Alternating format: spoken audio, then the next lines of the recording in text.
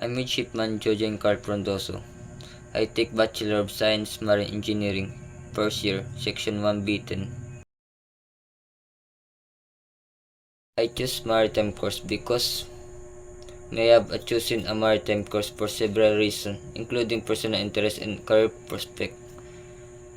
I have a passion for ship and the sea. This field offers an exciting and fulfilling path.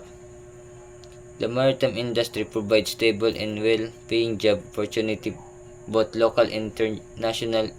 It also presents technological and engineering challenges, making it ideal for those who enjoy problem solving and innovation. Since the industry is crucial to global trade and transportation, it offers long-term career growth. Additionally, maritime careers often involve hand-on work and adventures, making them dynamic and engaging.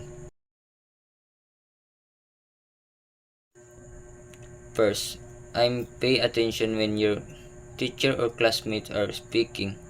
Avoid interruption and show that you value their opinions.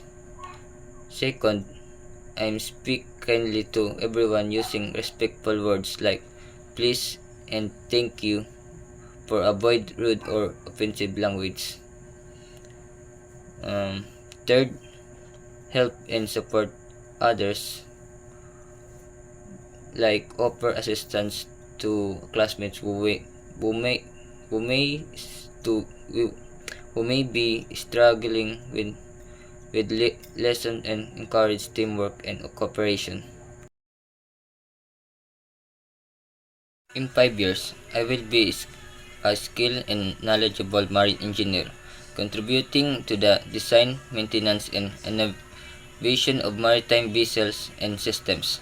I will have gained valuable experience in the industry, working on suitable and efficient marine technologies while continuing to learn and grow in my field.